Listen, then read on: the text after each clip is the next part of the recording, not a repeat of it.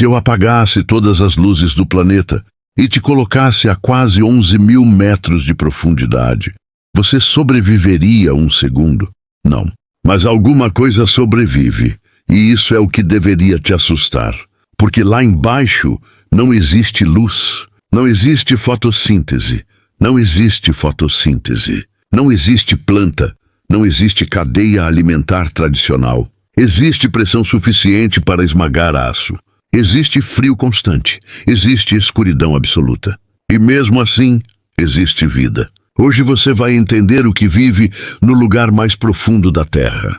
E quando você perceber o que realmente está se movendo ali, vai entender que talvez o abismo não seja vazio. Talvez ele esteja apenas esperando. Agora imagina a descida. O submersível começa a deixar a zona iluminada. Água azul vira azul escuro, depois vira preto. O último raio de sol desaparece quilômetros acima. Ali começa a zona onde a luz morre. E é exatamente ali que algo começa a aparecer. No começo parece apenas partícula suspensa. Depois, movimento pequeno, quase imperceptível, mas vivo. E isso quebra a primeira expectativa. O fundo da Fossa das Marianas não é um deserto morto. Ele é um ecossistema extremo, mas funcional. Mas espera. Como um ecossistema funciona sem luz, sem plantas, sem produção primária baseada no sol? Essa é a parte que muda tudo. Porque a base da vida ali não é luz, é química. E quando você entende isso, a conversa deixa de ser apenas sobre o oceano e começa a ser sobre os limites da própria vida. Mas isso é só o começo, porque o que vive ali não parece normal. Sem luz, não existe planta. Sem planta, não existe herbívoro. Sem herbívoro, não existe predador. Certo? Errado, porque a vida lá embaixo não depende do sol. Ela depende do que cai. Existe algo chamado neve marinha. Pequenos fragmentos orgânicos que descem lentamente da superfície. Restos microscópicos, partículas invisíveis, cadáveres microscópicos. Tudo isso desce durante dias, semanas, até alcançar o fundo. E lá embaixo, algo está esperando, anfípodes. Pequenos crustáceos que parecem camarões translúcidos, mas não são comuns. Alguns deles são gigantes comparados aos parentes rasos. Eles vivem sob pressão que destruiria qualquer estrutura frágil. E aqui vem o detalhe que muda o jogo. Eles não têm pulmões, não têm cavidades cheias de ar. Não tem nada que colapse facilmente. Eles são quase líquidos. A evolução fez o que a engenharia tenta imitar. Flexibilidade extrema. Agora imagina o submersível iluminando o sedimento. Pequenos movimentos começam a surgir. 1, 2, 10. O fundo começa a aparecer vivo. Mais lento. Tudo ali é mais lento. Metabolismo reduzido.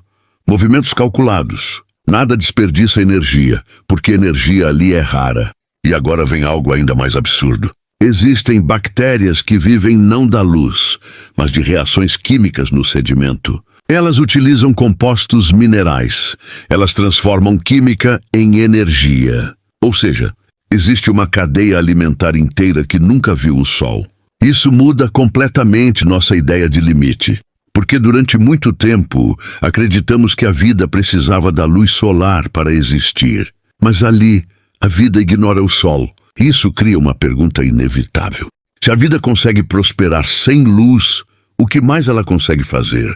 Mas segura, porque o peixe mais profundo já registrado muda tudo outra vez. E ele não parece um monstro, ele parece frágil. O peixe mais profundo já registrado não parece ameaçador. Não tem dentes gigantes, não tem olhos brilhantes. Não parece um predador de filme. Ele parece frágil.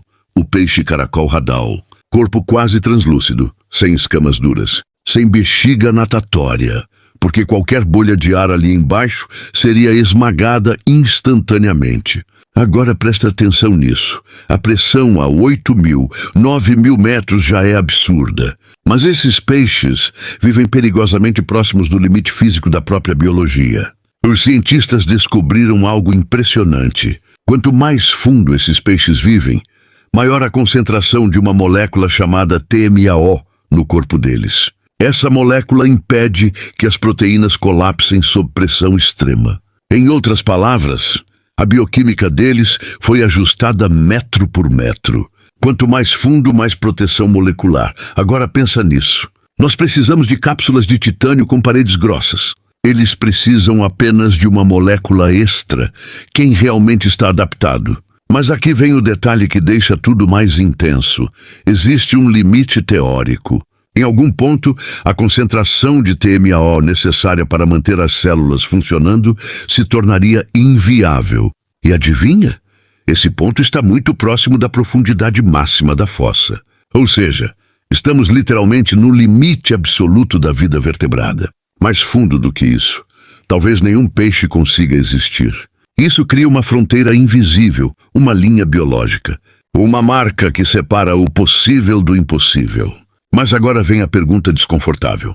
Se existe um limite para vertebrados, o que existe abaixo dele?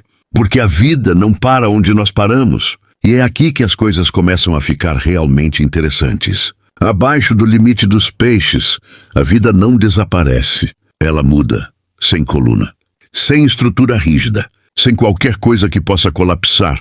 Crustáceos, anfípodes gigantes, organismos unicelulares chamados xenofióforos. E aqui vem algo que parece ficção científica. Alguns desses organismos acumulam metais pesados no próprio corpo. Elementos que seriam tóxicos para a maioria das formas de vida. Mercúrio, chumbo, compostos industriais. Mas para eles, é apenas parte do ambiente. Agora pensa nisso, o ponto mais profundo da Terra. Isolado, escuro, extremo, e mesmo ali, há vestígios da humanidade. Microplásticos foram encontrados a 10.900 metros. Isso significa que nem o abismo está isolado. E isso muda a sensação, porque não estamos observando um mundo alienígena. Estamos observando um mundo que já tocamos, mesmo sem perceber. Mas agora, vamos voltar para o que realmente importa. Você está no submersível. As luzes iluminam o fundo. Sedimento fino, partículas flutuando. Então, movimento pequeno, mas rápido demais para ser apenas corrente. A câmera tenta focar.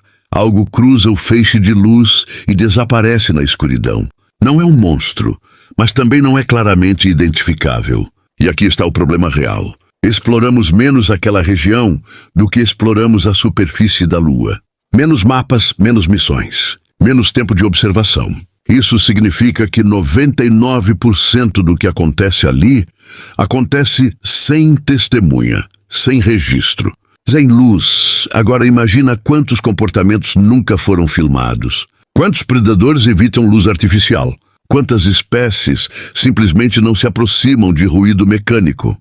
Talvez estejamos vendo apenas a fração mais corajosa do ecossistema. E isso cria uma sensação desconfortável. Não de terror cinematográfico, mas de desconhecimento real. O fundo da fossa não é assustador porque é cheio de monstros. Ele é assustador porque não sabemos o suficiente. Mas agora vamos aprofundar ainda mais. Porque existe algo ali que muda completamente a conversa sobre limites da vida. E isso conecta o fundo da Terra com o espaço. Durante muito tempo, acreditávamos que a vida precisava de 3 coisas básicas: luz, temperatura estável, pressão moderada. A Fossa das Marianas destrói as 3. Não há luz, a temperatura é próxima do congelamento. A pressão é esmagadora, e mesmo assim, a vida está lá.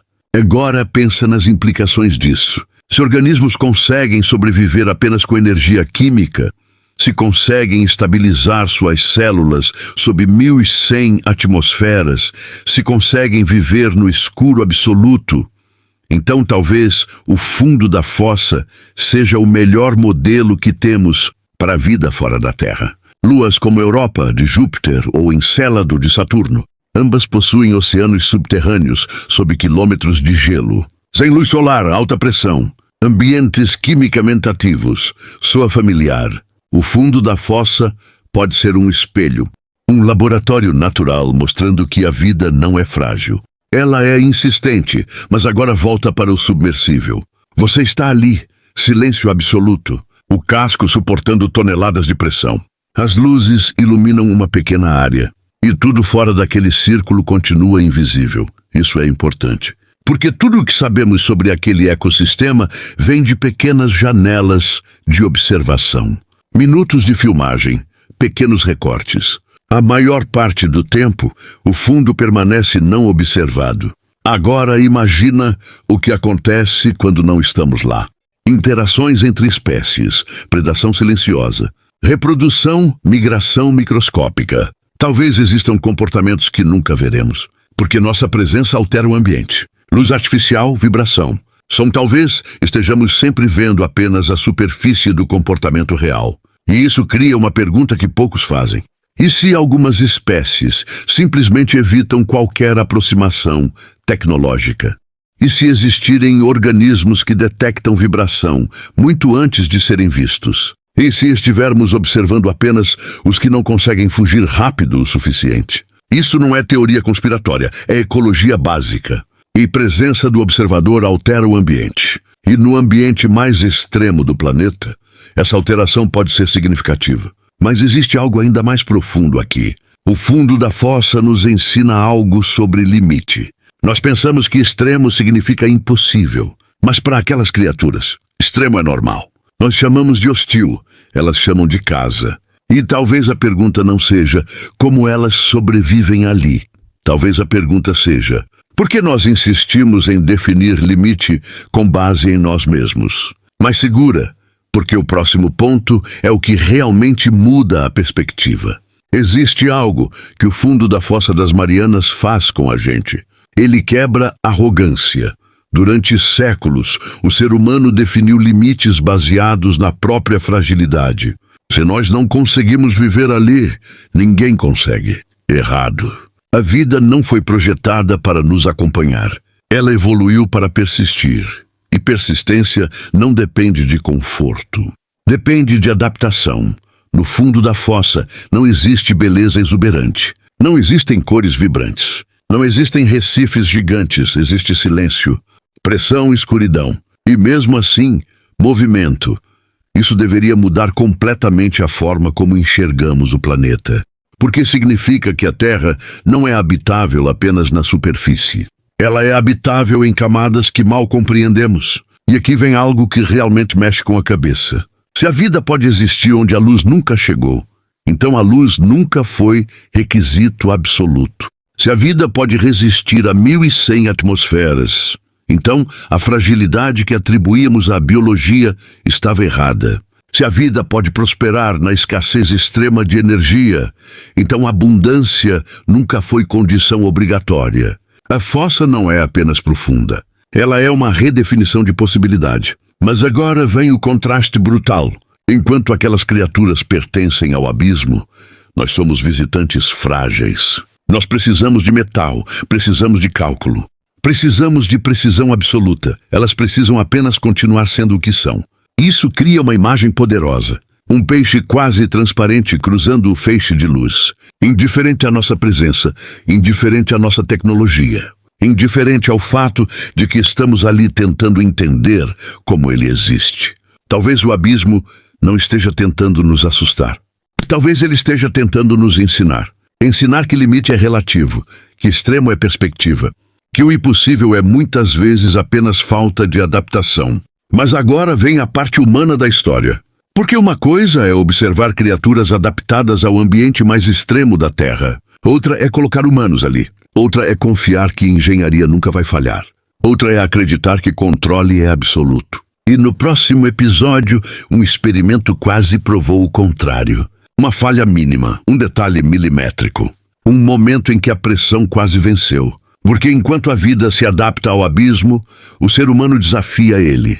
E desafiar o abismo tem preço. EP4, o experimento que quase deu errado. E eu prometo, é o momento mais tenso da temporada até agora, porque agora não estamos falando de criaturas que pertencem ao fundo. Estamos falando de nós. E o abismo não perdoa erro. Nos vemos no próximo episódio.